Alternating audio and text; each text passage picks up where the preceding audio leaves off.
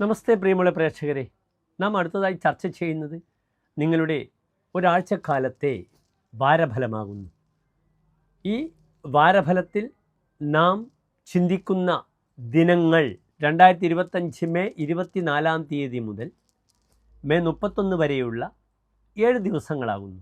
ഒരു ശനിയാഴ്ച മുതൽ മറ്റൊരു ശനിയാഴ്ച വരെയുള്ള ദിനങ്ങൾ, അതായത് 1200 ഇടവമാസം 10-ാം തീയതി ശനിയാഴ്ച മുതൽ 17-ാം തീയതി വരെയുള്ള ദിനങ്ങളിലെ ശുഭാശുഭ ഫലങ്ങളാണ്. ഈ വാരത്തിൽ കാര്യമായി നമുക്ക് ചർച്ച ചെയ്യുമ്പോൾ ഗ്രഹങ്ങളുടെ ചാരവശാലുള്ള മാറ്റം പ്രധാനമായും വന്നത് വ്യാഴം മിഥുനം രാശിയിലേക്ക് പ്രവേശിച്ചു കഴിഞ്ഞു.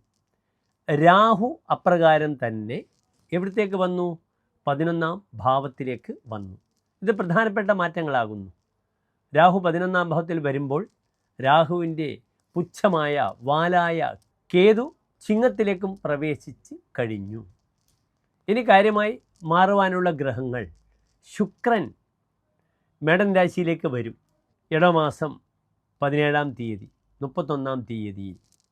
അതിനു പുറമെ ജൂൺ ആദ്യവാരം ചൊവ്വ തൻ്റെ നീചസ്ഥിതി കഴിഞ്ഞ് ചിങ്ങൻ രാശിയിലേക്ക് പ്രവേശിക്കും. ഇപ്പോൾ ബുധനും ശക്തമായി ഇടവൻ രാശിയിലേക്ക് പ്രവേശിച്ചു കഴിഞ്ഞു. നമുക്ക് ഈ ഗ്രഹങ്ങളുടെയൊക്കെ ചാരവശാലുള്ള സഞ്ചാരം എപ്രകാരം ബാധിക്കും മേടം മുതൽ മീനൻ രാശിക്കാരെ എന്ന വിഷയമാണ് ഈ വാരഫലത്തിലൂടെ നാം ചർച്ച ചെയ്യുന്നത്. അടുത്തതായി നാം ചർച്ച ചെയ്യുന്നത് മകരൻ രാശിക്കാരുടെ ചാരവശാലുള്ള ഒരു വാരത്തെ ശുഭാശുഭ ഫലങ്ങളാണ്.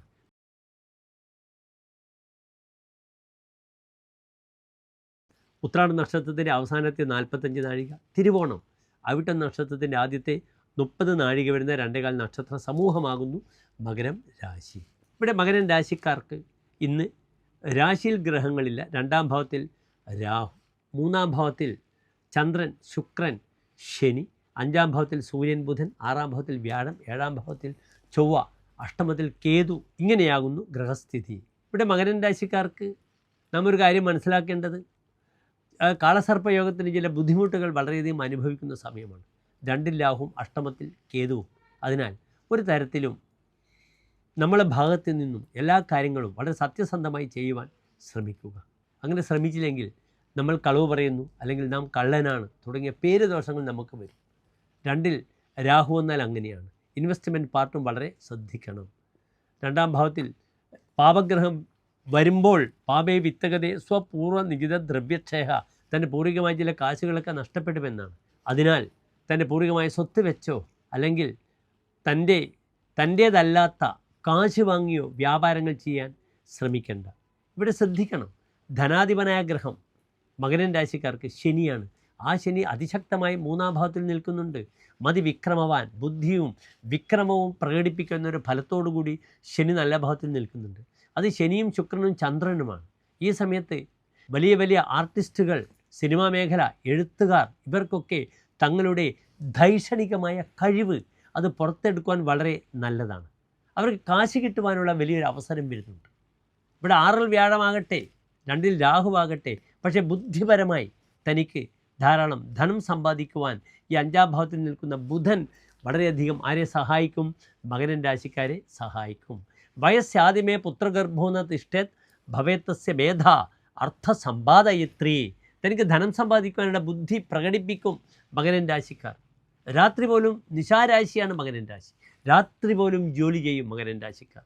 ആ വിഷയത്തിലേക്ക് നന്നായി ഉത്സാഹിച്ചാൽ നിങ്ങൾ കാര്യങ്ങൾക്കൊക്കെ നല്ലൊരു ഫലം ലഭിക്കും. ഈ ഒരു വാരക്കാലം 7-ൽ ചൊവ്വ നിൽക്കുമ്പോൾ പലപ്പോഴും യാത്രാ തടസ്സങ്ങളുണ്ടാകാം. പക്ഷേ ഇവിടെ യാത്രാപതിയായ ചന്ദ്രൻ ഉച്ചത്തിലേക്ക് വരുന്ന സമയമാണ്. അതിനാൽ പലപ്പോഴും തങ്ങളുടെ യാത്ര ഒക്കെ പ്ലാൻ ചെയ്ത് അനുകൂലമാക്കി മാറ്റുവാൻ മകരൻ രാശിക്കാർക്ക് കഴിയും. 5-ലെ ബുധൻ എന്തിനും സഹായിക്കും. അവിടെ ശ്രദ്ധിക്കണം. വയസ്സാദ്യമേ പുത്രഗർഭോന്ന തിഷ്ഠേൽ, ആദ്യ സന്താനത്താൽ ബുദ്ധിമുട്ടുമെന്നൊരു ഫലമുണ്ട്. അതിനാൽ സ്കൂളിൽ അല്ലെങ്കിൽ +2 കഴിഞ്ഞ് SLC കഴിഞ്ഞ് നിൽക്കുന്ന കുട്ടികളും തങ്ങളുടെ ഭാവി തീരുമാനിക്കുവാൻ പലപ്പോഴും പ്രയാസങ്ങൾ ഉണ്ടാക്കുക. അത് രക്ഷിതാക്കൾക്ക് മാനസിക പ്രയാസങ്ങൾ ഉണ്ടാക്കാം.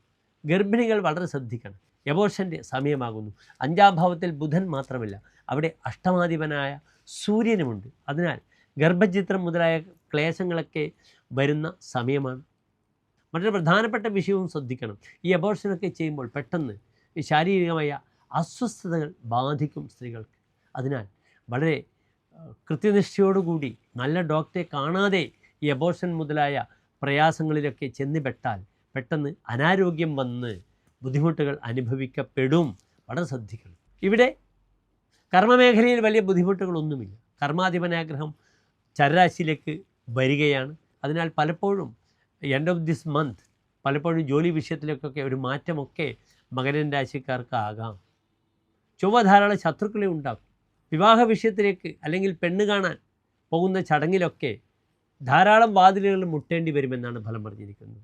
അനുദ്വാരഭൂതേന പാണിഗ്രഹേന പ്രയാണേന വാണിജ്യതോ ന നിവൃത്തി. വ്യാപാരം ഹേതുവായും വിവാഹം ഹേതുവായും ധാരാളം സഞ്ചരിക്കേണ്ടി വരും. മുഹൂർഭംഗത സ്പർദ്ധിനാം മേദിനീജഹ. 7 ചൊവ്വ വരുമ്പോൾ ശത്രുക്കളാൽ വളരെയധികം ബുദ്ധിമുട്ടുകൾ അനുഭവിക്കും. പ്രഹാരാർദ്ധനേഹി, അവരുടെ പ്രഹാരം മുതലായ വിഷയങ്ങൾ, ശത്രുക്കളാൽ ആക്രമിക്കപ്പെടുക മുതലായ വിഷയങ്ങളുണ്ട്. ദമ്പതിഘ്നഃ, ഭാര്യയ്ക്കും ശാരീരികമായ ക്ലേശങ്ങൾ വരാം. ഈ സമയത്ത് ശ്രദ്ധിക്കണം. ഭാര്യയുടെ വീട്ടിൽ തീ കൊണ്ടുണ്ടാവുന്ന ബുദ്ധിമുട്ടുകൾ ധാരാളം വരും. 7-ാം ഭാവത്തിൽ ചൊവ്വ നിൽക്കുന്നു. മദനെ പാപസമേതേ ദാഹാധികമപി ഗൃഹസ്യ ഭാര്യായ. 7-ൽ പാപഗ്രഹം വരുമ്പോൾ ഭാര്യയുടെ ഗൃഹത്തിൽ തീ കൊണ്ട് ബുദ്ധിമുട്ടുണ്ടാകുമെന്നൊരു ഫലമൊക്കെ പറഞ്ഞിരിക്കുന്നു. അതിനാൽ ഭാര്യയുടെ പേരിൽ ദേഹമുട്ട് ചെയ്യണം. ദമ്പതികൾ തമ്മിലുള്ള അനൈക്യം പതിവാകാൻ പാടില്ല. പ്രത്യേകിച്ച് ജൂൺ മാസം 1-ാം വാരം വരെ. ഇതുവരെ ചൊവ്വാഴ്ചകളിൽ പറ്റുമെങ്കിൽ ഭാര്യ ഭർത്താക്കന്മാരുടെ പേരിൽ ഒരു ദാമ്പത്യമുട്ടോ ഐക്യമത്യ പുഷ്പാഞ്ജലി ചെയ്യുക. പഠിതാക്കൾക്ക് ഏറ്റവും നല്ല സമയമാണ്. ഇപ്പോൾ പഠിക്കുന്നവർക്ക് കാര്യങ്ങൾ സൂക്ഷ്മമായി ഗ്രാഹ്യമാണ്, ഗ്രഹിക്കാം. അതിനാൽ ഹയർ സ്റ്റഡീസ്, ഉപരിപഠനം, അത് എഴുത്തുകാർ, പ്രഭാഷകർ, ഇവർക്കൊക്കെ തന്നെ തങ്ങളുടെ മതം, വിശ്വാസം ഒക്കെ സ്ഥാപിച്ചെടുക്കാൻ ഈ വാരം വളരെ ഗുണകരമാണ് മകരം രാശിക്കാർക്ക്. പലപ്പോഴും സ്ട്രെയിറ്റായി കാര്യങ്ങൾ നീക്കുക, അല്ലെങ്കിൽ താൻ കളവ് പറയുന്നു എന്നൊരു പേര് ദോഷം വരും. അത് ഇടവരുത്താതെ മുന്നോട്ട് നീങ്ങിയാൽ മകരം രാശിക്കാർക്ക് വളരെ നല്ലതാണ്. നിങ്ങൾ നക്ഷത്രത്തിൽ നിങ്ങൾക്ക് എന്ത് ചെയ്യാം? നന്നായി നവഗ്രഹത്തിൽ രാഹുകേതു പൂജ അല്ലെങ്കിൽ ആയില്യപൂജ, സർപ്പബലി വഴിപാടായി ചെയ്യുക. ശത്രുദോഷ വിഷയം മാറാൻ ശത്രുമുട്ട് ഭദ്രകാളി ക്ഷേത്രത്തിൽ ചെയ്യുന്നത് വളരെയധികം ഉപകരിക്കും മകരം രാശിക്കാർക്ക്. എല്ലാ മകരം രാശിക്കാർക്കും ശോഭനമായ നല്ലൊരു വാരത്തെ പ്രാർത്ഥിക്കുന്നു. നന്ദി, നമസ്കാരം.